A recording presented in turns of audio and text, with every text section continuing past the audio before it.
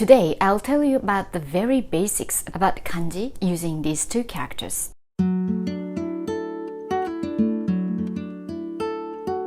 Hi, welcome to Speak Japanese Naturally. I'm Fumi. Do you know what these two kanji characters represent? It's Japan and it's read as Nihon or Nippon. So let's learn about kanji with these two characters. Kanji characters usually have more than one sound. The sounds can be divided into two categories.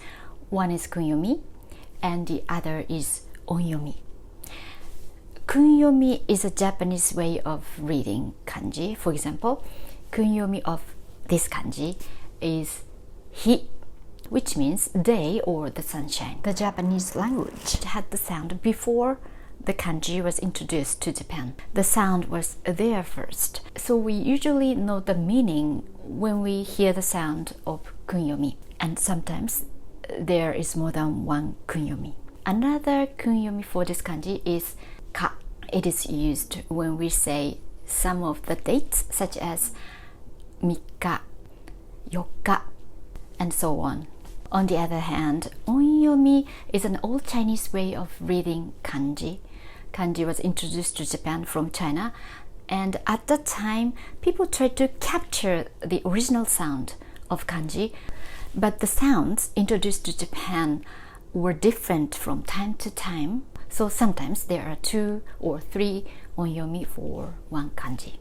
For example, onyomi of this kanji is nichi, as in 11 nichi, the 11th, the date, 12 nichi, and jitsu, as in honjitsu, today, sakujitsu, yesterday. You don't have to remember which sun is kunyomi and which sun is onyomi. I just wanted to tell you why Japanese kanji characters have many sounds while Chinese characters in the Chinese language have only one sound. Now let's think about this kanji. This is read as hon or moto, and the meanings are book, base, basic, origin, etc.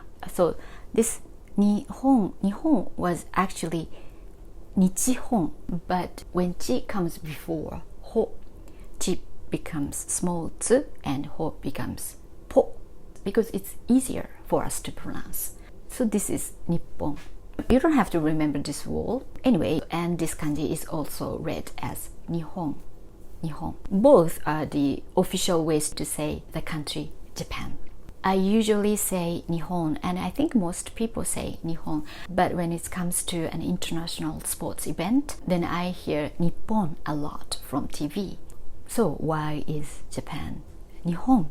What's the meaning? One explanation is that Japan is the country where the sun rises. These kanji can be read as Hinomoto, the base of the sun. I have some interesting books here. And by the way, book or books is hon. When you see this kanji by itself, it's usually read as hon, and it means books or book. These are Japanese history comic books. As you can see, this one is old. My mother bought it for me when I was young. This one is new. I bought it for my kids. This boy and this man is the same person, Shotoku Taishi. He's a very famous figure in Japanese history. He himself was not an emperor, but he was a son of an emperor, and he served for Suiko Tenno, Emperor Suiko, and made the foundation of Japan to be a country. It is said that he could listen to 10 people at the same time. Anyway, these history books said that he sent a letter to a Chinese emperor saying, the emperor or empress, actually the word used in the letter doesn't say the gender. So the emperor or empress of the land where the sun rises sends a letter to an emperor where the sun sets. 日出るところの天使、日没するところの天使に手紙を差し上げます。お元気ですか? Okay, so this book says, here, this is the part. 日出るところの天使、小日没するところの天使にいたす。The meaning, 日が昇る国の王から日が沈む国の王へ文書を差し上げます。You know, Japan is east of China, right? So this is one explanation where the word Nihon comes. What's interesting is that all kanji have meanings. So I bet every Japanese people's name has a meaning. It would be interesting for you to ask your Japanese friends what their names mean. Now let me show you how to write these kanji. Usually you start from left to right and top to bottom. 1、2、3、4 1、2、3、4 1、2、3、4、5 1、2、3、4、5 Japanese pupils learn the stroke order of kanji and are corrected if the order is wrong. Please look at this kanji dictionary. This is for elementary students. Here's how you read this kanji. This is Kunyomi, Hika, and Onyomi, Nichijitsu. And this is how this kanji was formed. So this is the form of the sun. And it became like this. And now it's like this. And this is the stroke order.